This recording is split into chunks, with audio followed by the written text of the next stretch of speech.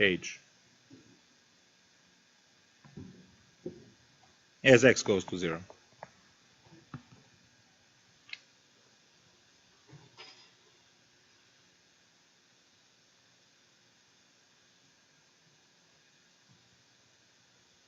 So what I'm going to do is I'm going to use the rules, break all of this apart. I have division, then I have addition, and I have times 2. So I have limit of f, limit of g, limit of age. They all go to 0. See, I don't even know what these functions are, but I have their values. It's 3 plus 11 divided by 2 times 5, which is 1.4.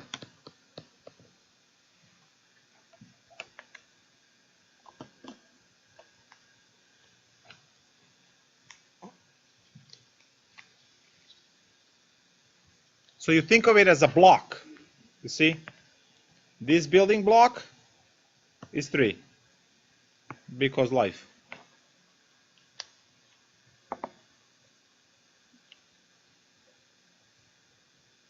Make sense?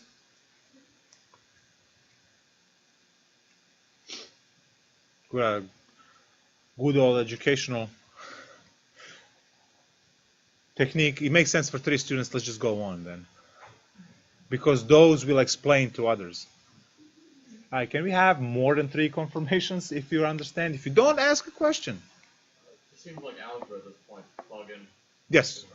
Yep. But we all understand that the entire limit of f of x is equal to 3, and then that gets replaced. Thus, operations remain the same. So just stare at that and should be fine. You'll have few examples for this at homework. So just, as Nike would say, just do it. And no, I'm not getting paid by them either. Will the homework be live as soon as you have class? No, it will open eventually. We'll fix it.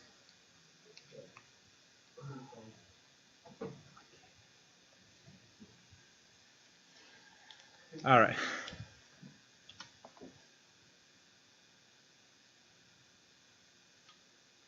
Yeah, I'm just not gonna write this.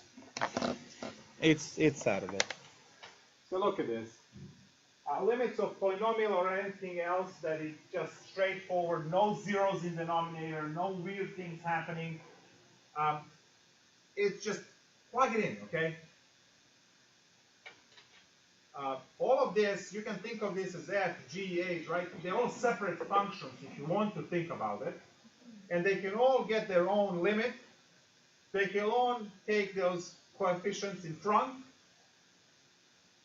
They all get the basic limits in there. And then just plug in whatever number you have and compute. But then you can just plug in here, all right, without writing all of this. This is kind of showing you, right? We're looking at the example in the book. This is just showing you that you are allowed to plug stuff in as long as you don't have 0 in denominator. If you have 0 in denominator, well, we'll keep looking for problems that we'll have. So, plug-in method works where nothing crazy is happening. What is the limit? I ran out of ink. No coffee. What is the limit as x approaches pi over 3 for cosine x? I know. Oh, you mean the... Thank you. What is the limit as x goes to pi over 3 for cosine x? No. Like a unicircle thing. 1 over 2 is good. Yep. So you just plug, and you know. What is the limit x goes to pi over 2 for tangent x?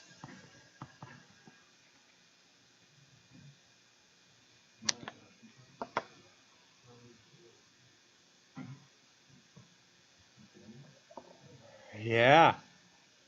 See, this is the crazy situation. We can't compute this one. You might be struggling, but you say, wait, where's the denominator? Cosine x is the denominator. Limit sine x over cosine x, x, why I put k, I don't know, because of Calc 2. What's cosine at pi over 2? Yeah, big fat 0. So we have to, take a look what kind of witchcraft you have to use here. Chart or a graph. So we cannot do this by plugging in the value because the denominator is 0. So we can look at the graph and we immediately realize does not exist. That's the pi over 2 because on the left it goes to positive infinity. On the right it goes from the right. When you approach from the right it goes to negative infinity. So this is the same deal like 1 over x technically. So there we go. It's an issue. So you can't compute every time. You will have to use different techniques. We're still talking about just basic plugging in.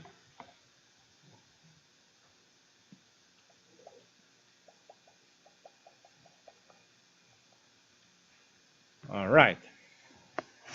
So the next problem. Limit x goes to 2 of 3x squared minus 4x divided by 5x cubed minus 36.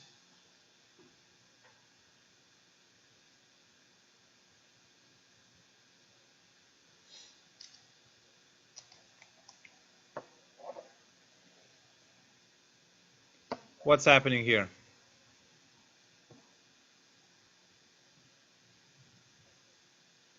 Guys, if you're not getting 0 in the denominator, it should be a 7 seconds answer. If you're not getting 0 in the denominator, you can plug in. If you're getting 0 in the denominator, we have to figure out what to do. Is it 0 in the denominator? No. No. So just plug in and you're done.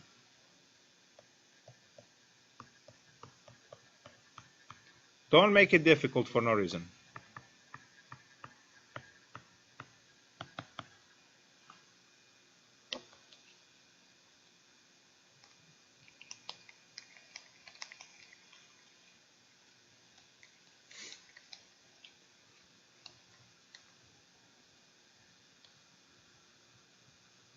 Four divided by 4 is 1. Good. Next problem.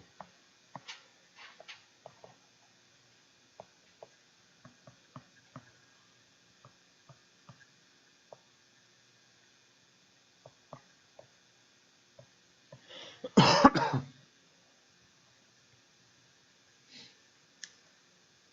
the answer to the top one's negative 2/3.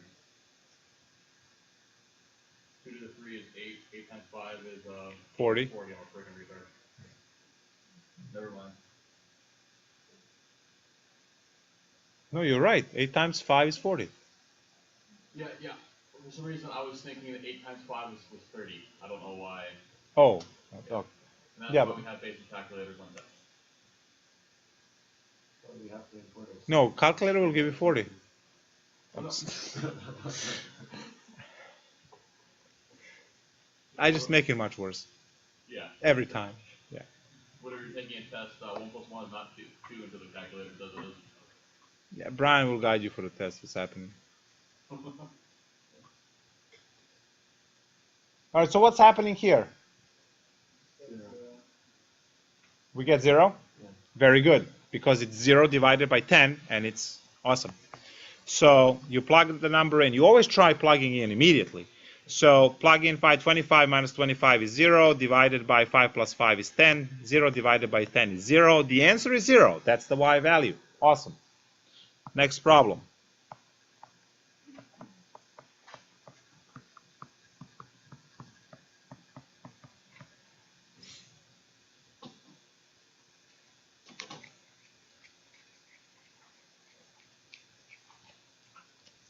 No limit. All right, so what? Take it outside, or we're gonna figure out here? Because there can be only one.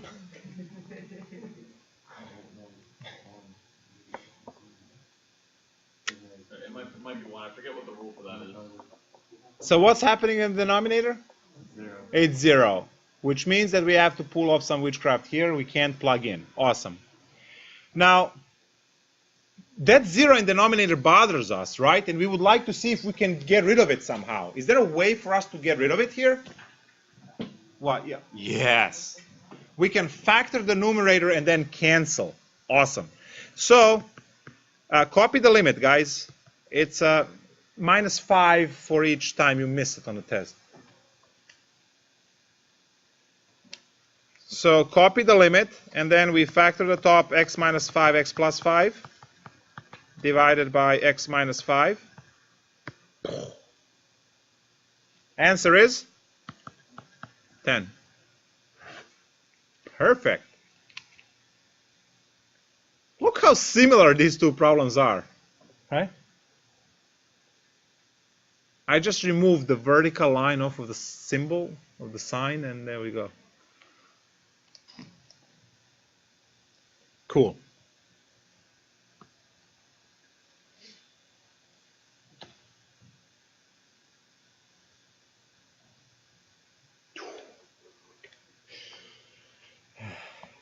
I'm reading this from the book, and if you don't like it, just fire off an angry email or something. Just don't bother me.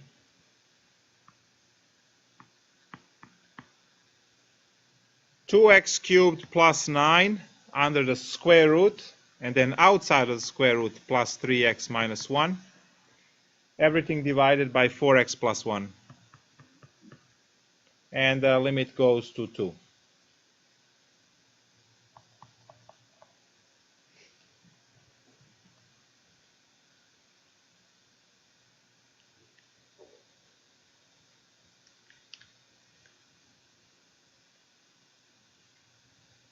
Is this easy, hard, annoying, what?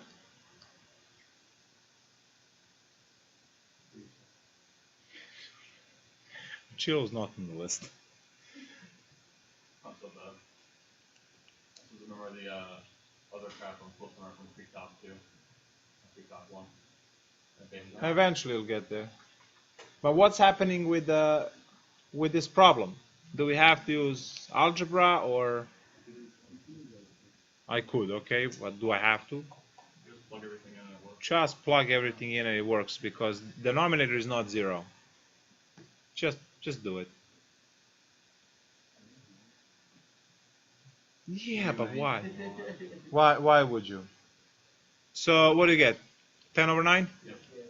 Nice. It's clearly 10 over 9. Just look at it. Okay. Yeah, it is. I wrote it, right? Okay. Let's take a look at some homework. Actually, do we have... Ooh. Now, when calculus professor goes like that, you know stuff is coming up.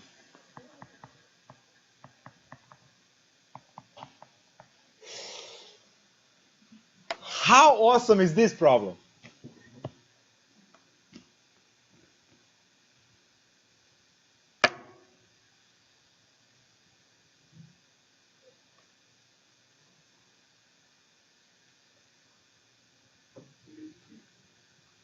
It's one of those when someone tells you, ah, what do you know? But first learn it, of course. You're going out tonight, really.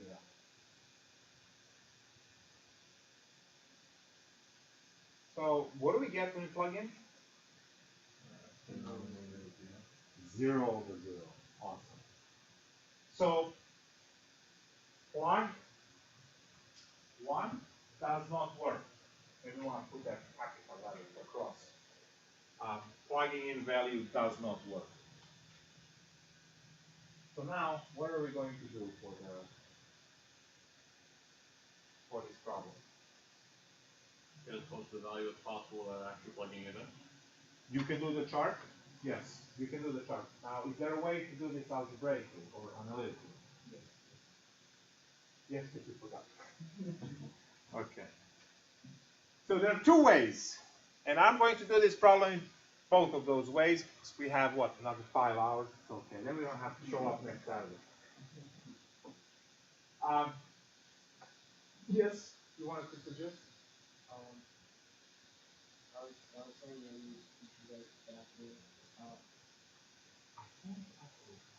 Yes, factor it. It's a square root of it. yeah, I know. If you factor it, you're going to make it work.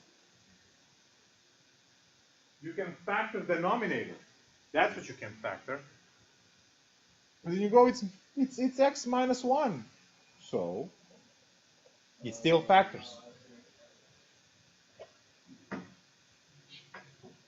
How much is 5? How much is 5 minus 3? Yeah, let me check that. So this factors over square root of 5 minus square root of 3 times square root of 5 plus square root of 3. You get the idea, right? I've done that before. Yeah, but you can. So now just go ahead and FOIL. The square root of this, square root of that's 25. Square root of 25 is 5, right? It works. It works. Mathematics is beautiful. So you don't have to have squares visible for you to factor over a square because there is a square root. So, yeah, next time someone asks you like that, just bring it up. Guys, your lives after this class will never be the same. And many will not like you anymore. There we go. So when you factor denominator, this is what happens. Then these guys drop, and the answer is clearly 1/2. So you see how 0 divided by 0 is actually equal to 1/2? How cool is that?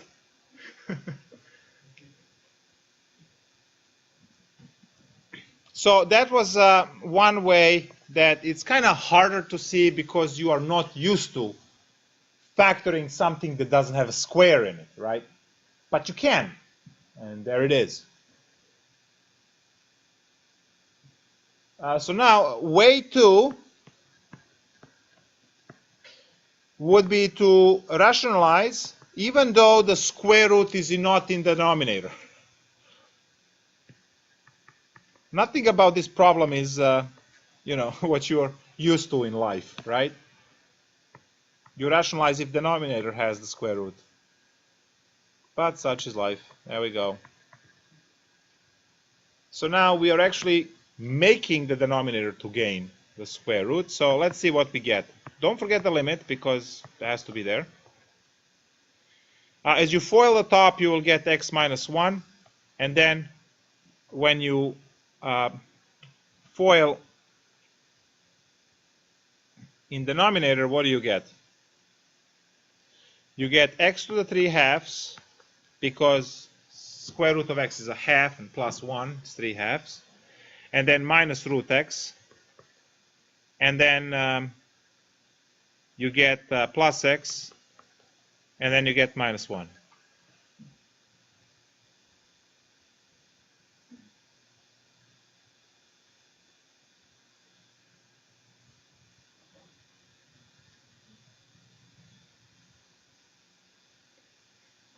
No one is going to say it? No. No. Don't FOIL the bottom. Just copy it. It does look like an abomination. I know. See, you already have x minus 1 on top. Just cancel them. You're right there. It's 1/2. You got to pay attention to those things. All right, so these are the two ways in which you can solve the problem. Clearly, when we plugged in 1 in the beginning, it was 0 over 0. When you have 0 over 0, you cannot claim undefined or does not exist and stuff like that because you're not in pre-calculus anymore. See, in some cases it is going to be like that, but it's not all the time. Mathematics is very particular. It's not like stereotypes. Like, we like stereotypes because they're sometimes true and then it's funny. But in this case, in mathematics, there's only one answer that it's always true and no exceptions to the rule. We have no deers and popcorns, and we drive on a parkway and park on a driveway and stuff like that. That's language.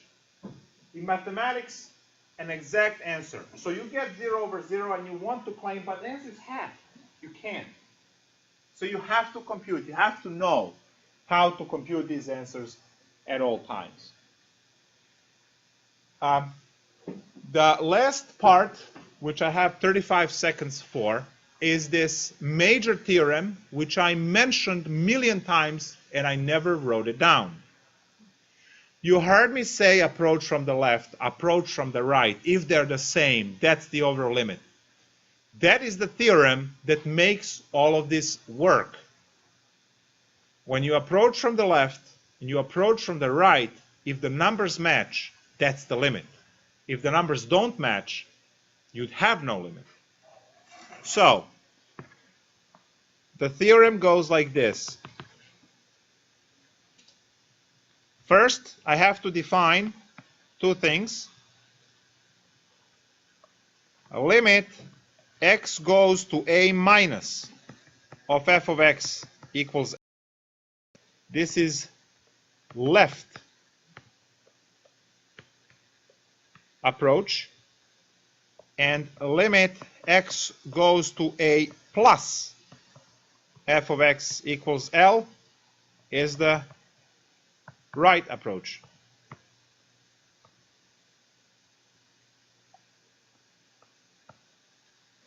Approaching from the left, approaching from the right, that's the Romeo and Juliet.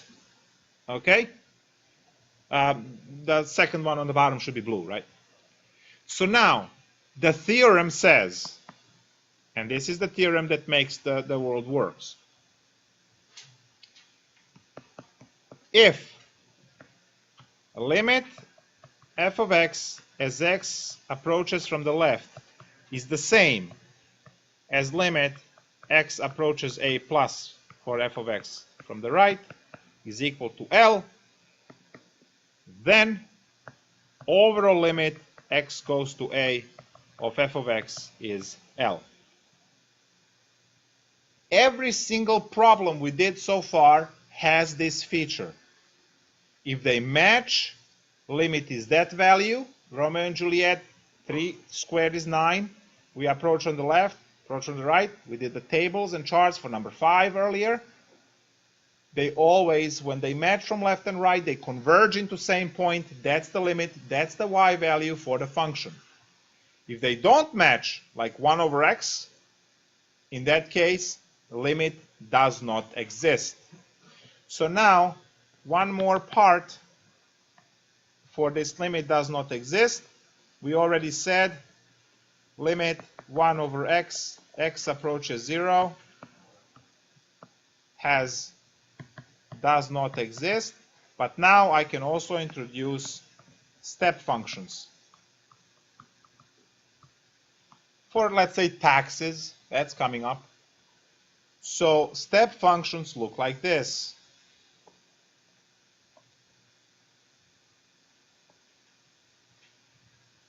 And let's just do that much. So now at this value a over here, there are two values L1 and L2. Clearly, limit of the function when you approach when you approach a from the left, you will get L1, and the limit of the function when you approach from the right, you will get L2. Since clearly on the picture L2 and L1 are not the same value, limit does not exist. So you have to be careful about You have to be careful about these situations. Which concludes your 4 hours and 5-minute class for today. And I will see you all next Saturday. Let's just meet in this room here because such is life.